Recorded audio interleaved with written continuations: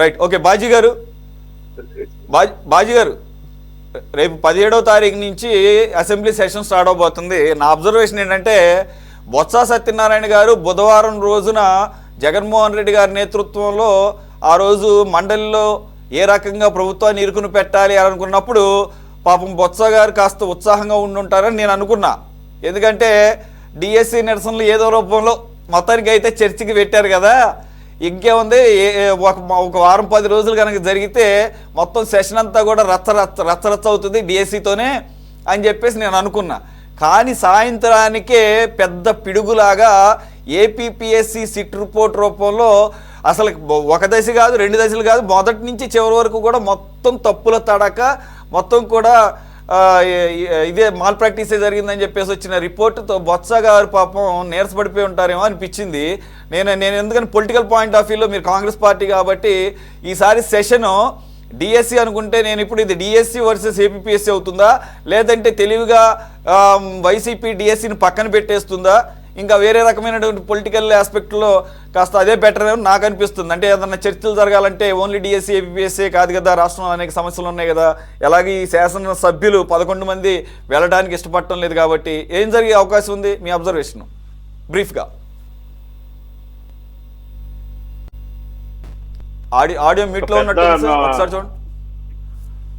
లేదండి, క్లియర్గా ఉందండి. ఇప్పుడు ఓకే, ఇప్పుడు వినిపిస్తుందండి? ఇప్పుడు ఓకే సార్, ఓకే.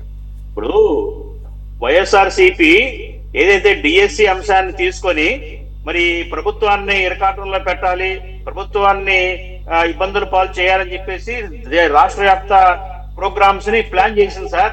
ప్లాన్ చేసి అన్ని నియోజకవర్గాల్లో కూడా టెంట్లు వేసి నిరసన వ్యక్తం చేసే కార్యక్రమాన్ని వాళ్ళు డిజైన్ చేశారు. వాళ్ళ ఆశ ఏదైతే ఆశాభంగం జరిగినట్టే ఇప్పుడు ఇది వచ్చిన ఏదైతే సిట్ నివేదిక బయటపడిన తర్వాత పెద్ద దుమారమే లేచింది.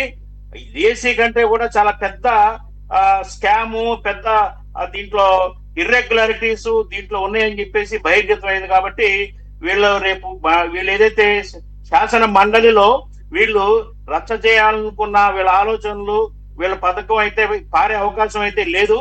ఖచ్చితంగా సిట్ సంబంధించిన రిపోర్టు, ఏపీపీసీఐ సంబంధించిన ఇర్రెగ్యులారిటీస్ మీదే ఎక్కువగా ఫోకస్ జరుగుతుంది శాసనసభలో కానివ్వండి, శాసన మండలిలో కానివ్వండి అని నేను ఖచ్చితంగా చెప్పగలను.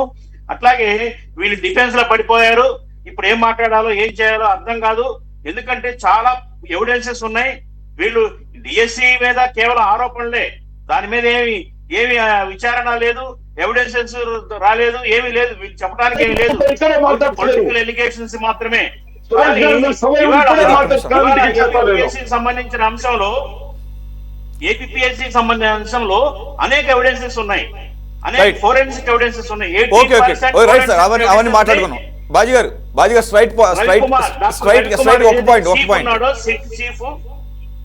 స్ట్రైట్ ఒక పాయింట్ ఏపీపీఎస్సీ కూడా విద్యాశాఖ కిందే వస్తుంది కదండి? అవునండి. మరి అప్పుడు విద్యాశాఖ మంత్రి బొత్స సత్యనారాయణ ఉన్నాడా, లేదంటే ఆదిమూలం సురేష్ ఉన్నాడా? అప్పట్లో బొత్స సత్యనారాయణ ఉన్నాడండి. ఓకే, బొత్స సత్యనారాయణ హయాంలోనే జరిగింది. బొత్స సత్యనారాయణ చివరిలో జరిగింది ఇవన్నీ 22, 23 ఆ పీరియడ్ లో జరిగినాయి. సో మొత్తానికి మండలిలో ఫ్లోర్ లీడర్ గా ఉన్నటువంటి బొత్స సత్యనారాయణ గారే రేపు సూపులో పడబోతున్నాడు అనమాట.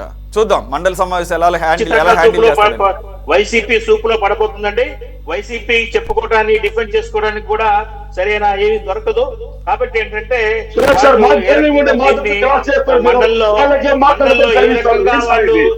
దీన్ని సమర్థించుకుంటారు. మీరు మాట్లాడారు సార్. మీరు ఇక్కడ పాయింట్ ఏంటంటే మీరు నిర్ద్వందంగా సిట్ రిపోర్ట్ ని ఖండించారు, ఇండైరెక్ట్ గా హైకోర్టును తప్పుపట్టారు. ఆ తర్వాత మీరేమన్నారు, దీన్ని సిబిఐ ఎంక్వైరీ అడిగారు. మీ పాయింట్స్ ఇక్కడ క్లియర్ గా ఉన్నాయి. దీంట్లో మీరు ఇంకా చెప్పడానికి ఏముంది? ఇప్పుడు దీంట్లో మీరు ఆల్రెడీ చెప్పారు కదా. డిఎస్సి లో జీవో నెంబర్ 4 జీవో నెంబర్ 47 ఎందుకు తెచ్చారు? తర్వాత మార్చేసి జీవో నెంబర్ 74 ఎందుకు తెచ్చారు?